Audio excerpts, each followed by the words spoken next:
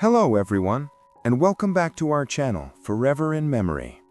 In this video, we'll be honoring American celebrities who have passed away today and in recent days, along with other notable figures from around the world. Before we begin, please show your support by giving this video a like. It really helps the channel. Thank you. And let's get started.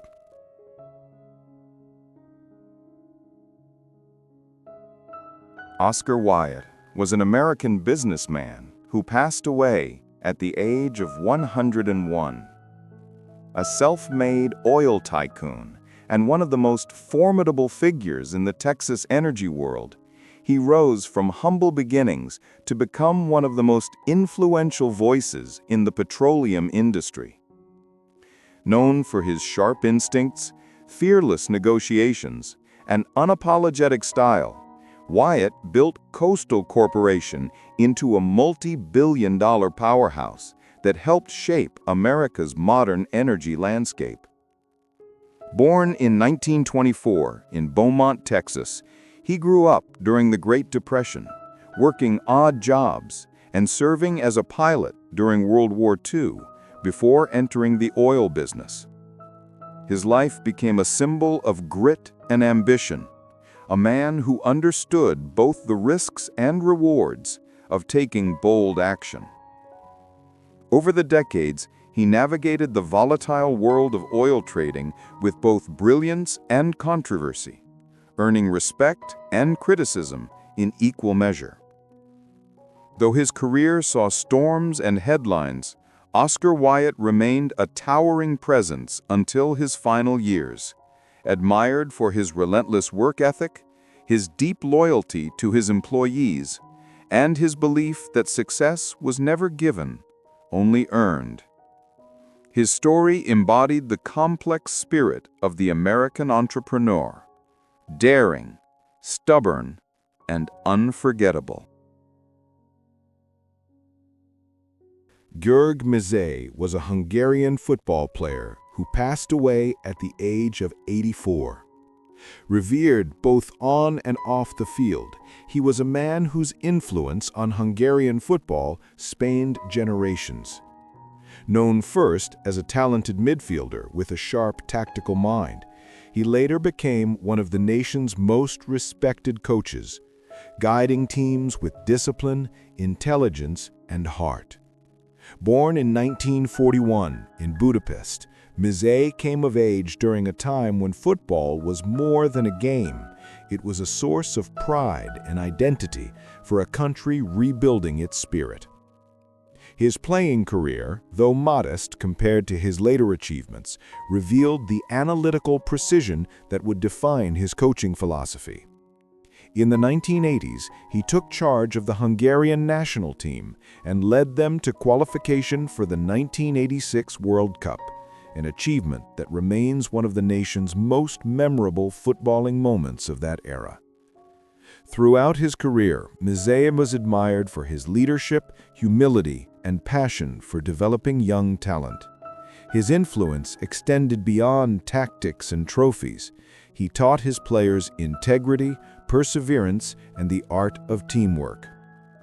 György Mezei's name stands among those who carried forward Hungary's proud football tradition, leaving behind a legacy of wisdom, mentorship, and love for the beautiful game.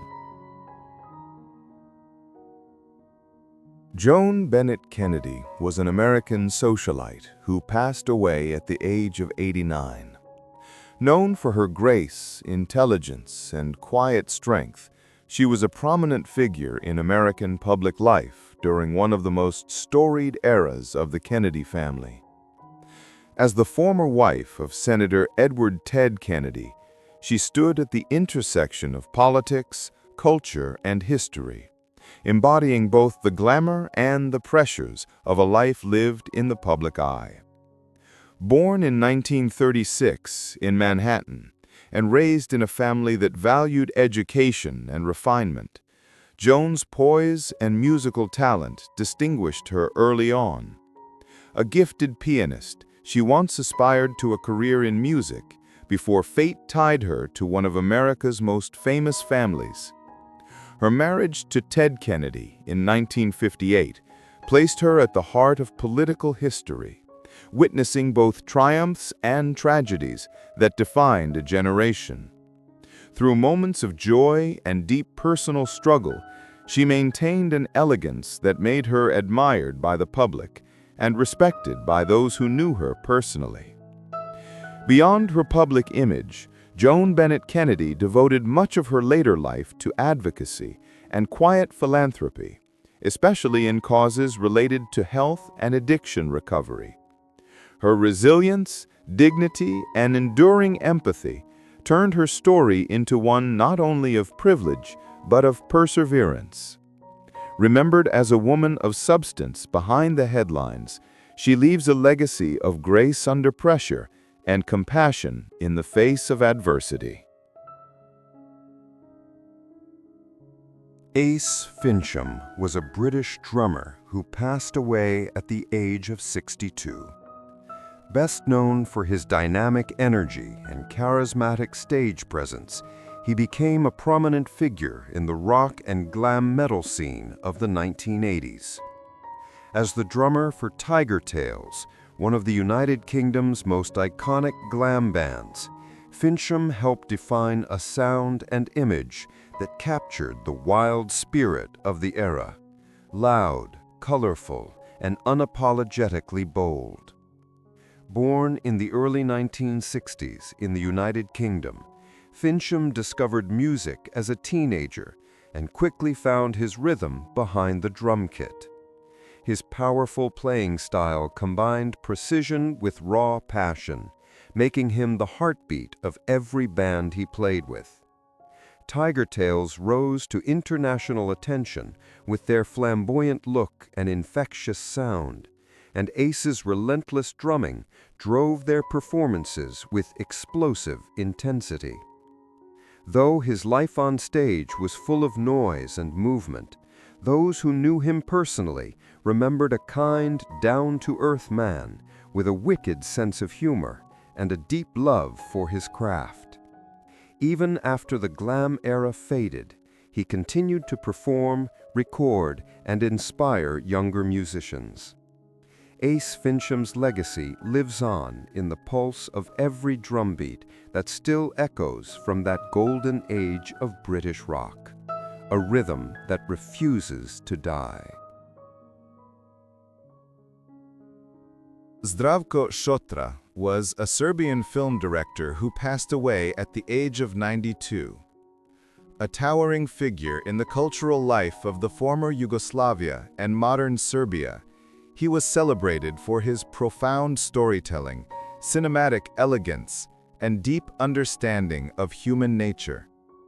Over a career that spanned more than 6 decades, Šotra directed some of the most beloved films and television series in the region, capturing both the humor and heartbreak of everyday life. Born in 1933 in the town of Kozinice, he grew up during a turbulent period of history that would later shape his artistic vision. His works often blended nostalgia, irony, and warmth, reflecting the complexities of Balkan identity with honesty and compassion. Among his best-known creations were Zona Zamfirova, Layanje na zvezde, and Ivkova Slava, films that became cultural landmarks, uniting audiences through their wit, emotion, and vivid portrayal of Serbian tradition and spirit. Šotra's directing style was characterized by clarity, rhythm, and an unpretentious love for people. He had an extraordinary gift for turning literature into living, breathing cinema, and for drawing unforgettable performances from actors across generations. His legacy is not merely a filmography, but a mirror of a nation's soul, a collection of stories that celebrate resilience, laughter, and the quiet beauty of ordinary life. Through his art, Zdravko Šotra taught audiences that even the simplest human moment can be timeless when told with truth and heart. Niyazi Sayin was a Turkish ney flautist and music educator who passed away at the age of 98. Revered as one of the greatest masters of Ottoman classical music, he devoted his life to preserving and perfecting the spiritual art of the ney, the ancient reed flute that has symbolized mysticism and divine expression for centuries. His playing, delicate and transcendent, carried the listener beyond sound itself into silence, reflection, and the divine breath from which music is born. Born in Istanbul 1927, Sayin's connection to music began at an early age, surrounded by the echoes of mosques and the rhythm of Turkish culture. His technique and tone were often described as otherworldly, each note imbued with both melancholy and grace. Over the decades, he became a guiding figure in Turkish classical and Sufi music, collaborating with legendary musicians such as Tamburi Necdet Yaşar, with whom he recorded performances that are still considered masterpieces. Beyond performance, Sayin was a dedicated teacher who passed on not just musical skill, but spiritual discipline. His students learned that playing the ney was not simply an act of sound, but a form of prayer. For nearly a century, he bridged the old and the new, ensuring that the sacred traditions of Turkish music would continue to breathe through future generations. Niyazi Sayin's legacy remains etched in the soul of his country, a quiet, eternal melody that still whispers through the reeds. Dolly Parton was born in a one-room cabin in the Great Smoky Mountains of Tennessee, where music was as natural as breathing and poverty was simply a way of life. She grew up as one of 12 children in a family that knew struggle but never lacked for love. The sound of crickets in the summer and church choirs on Sunday mornings were her first lessons in harmony. Her father, a hard-working farmer, couldn't read or write, but he gave her grit. Her mother, who sang to the children while sewing their clothes, gave her melody. Out of those mountains, out of that mixture of hardship and heart, came a little girl with a big voice and a dream far too large for the valley that cradled her. From the moment Dolly learned her first 3 chords on a weathered guitar, she understood that music could carry her beyond the hills. She sang wherever she could, at church gatherings, on local radio shows, even standing on wooden crates in front of grocery stores when she was barely tall enough to hold the microphone. Her songs were simple at first, but they came from a place of truth.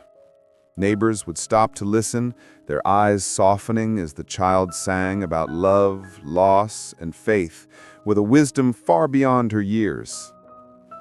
When she was a teenager, the bright lights of Nashville shimmered in her imagination like a promise. On the day after she graduated high school, she left home with nothing but a suitcase, her guitar, and the unshakable belief that she was meant for something extraordinary. Her family cried when she boarded the bus, but Dolly smiled through the tears. She wasn't leaving her roots behind, she was carrying them with her, woven into every note she would ever sing. In Nashville, the world didn't open easily. The city was filled with hopefuls just like her, girls with big hair, bigger voices, and the same wide-eyed dreams. But Dolly had something different, a spark that blended innocence with ambition, kindness with confidence. She wrote songs late into the night, her little apartment echoing with melodies that sounded like prayers whispered into the dark. Even when doors closed, she kept knocking, never losing the warmth that made people remember her. By her early 20s, she began to make her way onto country music charts, her voice carrying both the purity of the mountains and the polish of a star in the making. The child from the Smokies had begun her long, remarkable climb, not just toward fame, but toward becoming one of the most beloved figures in American music, a symbol of resilience, wrapped in rhinestones and sincerity. When Dolly arrived in Nashville, she carried with her more than a voice. She carried a story that people instantly felt but couldn't quite explain. Her songs didn't sound like the slick, polished hits that filled the radio. They sounded like truth. In those early years, she wrote for others to survive, crafting melodies for singers who were already established. Her pen was her secret weapon. Each lyric seemed to hold a fragment of her soul, simple words about everyday people, but wrapped in warmth, humor, and pain. Those songs caught the ear of producers and performers who began to whisper her name with a mix of curiosity and admiration. Her first big break came when she joined the Porter Wagoner Show in the late 1960s. Standing beside the charismatic and seasoned Porter Wagoner, Dolly's bright smile and high, crystalline voice instantly captured America's attention. The television audience fell in love with the contrast between her small-town innocence and the confidence she radiated on stage. She was magnetic, the kind of performer who could make a song feel like a conversation with an old friend. Yet behind the sparkle, there was a quiet determination. She knew that every appearance, every duet, every handshake was one more step toward becoming her own artist, not just someone else's discovery. As the years went on, that partnership became both her ladder and her cage. She adored Porter for helping her find her audience, but she began to feel the tug of independence. There were nights she stared at the Nashville skyline from her apartment window, wondering if she had the courage to leave. Her heart answered before her mind did.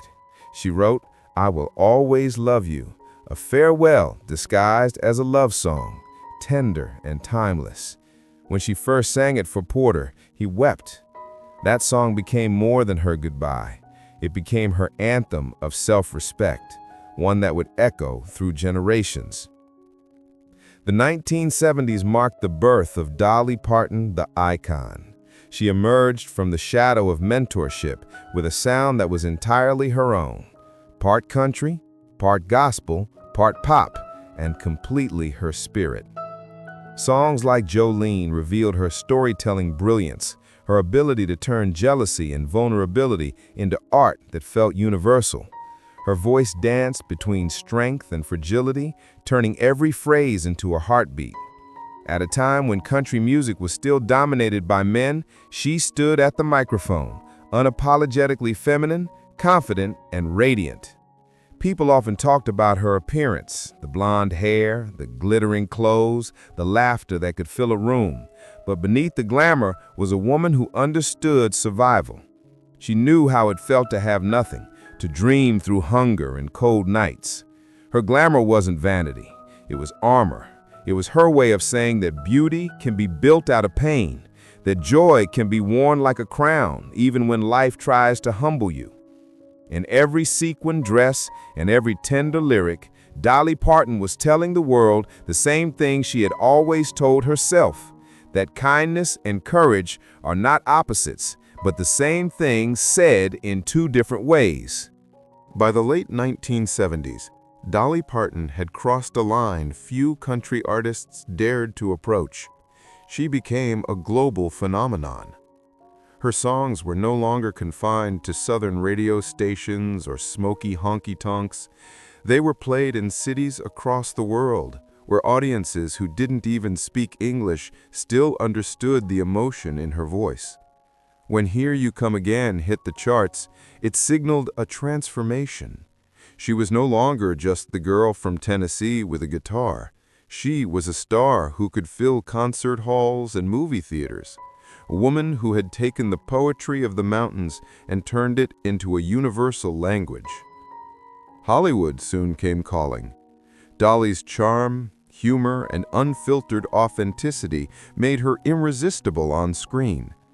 In 1980, she made her film debut in 9 to 5, alongside Jane Fonda and Lily Tomlin, a comedy that wasn't just funny, but revolutionary. Her character, Dora Lee Rhodes, a secretary fighting against sexism in the workplace, mirrored her real-life fight for female independence in the music industry. She wrote the film's theme song in a single burst of inspiration, tapping her fingernails against a desk to create the rhythm. 9 to 5 became an anthem for working women everywhere, proving that Dolly wasn't only an entertainer, She was a voice for empowerment, courage, and fairness. As her fame grew, so did her generosity. She used her success not to build walls, but to open doors. In 1986, she founded Dollywood, a theme park in her beloved Smoky Mountains, creating jobs and bringing pride back to the place that shaped her. Later, her imagination library would provide free books to millions of children across the world, nurturing young minds who, like her, might be dreaming of something bigger than the world they were born into. Dolly's philanthropy was never for show. It was an extension of her heart, a reflection of the same girl who once sang barefoot on a front porch, believing that love and kindness could change a life. Through the decades, she never stopped creating. She recorded albums that blended gospel, bluegrass, and pop with ease. She collaborated with artists from every genre imaginable. Her laughter remained the same, bright, infectious, a sound that could lift a room. She weathered the tides of fame without bitterness, always grateful, always grounded. When asked how she managed to stay humble, she would smile and say, "It's hard to be proud when you remember where you came from." Dolly Parton's story became larger than music. She became a symbol of resilience, creativity, and compassion. Proof that a poor girl from the mountains could rise to touch the stars and never forget the road that led her there. Her songs continue to tell the stories of ordinary people with extraordinary hearts, and her legacy lives wherever a melody carries hope. For the millions who have found strength in her words, Dolly is more than a singer. She is a reminder that light born in hardship can shine for a lifetime, and that kindness, like music, never fades.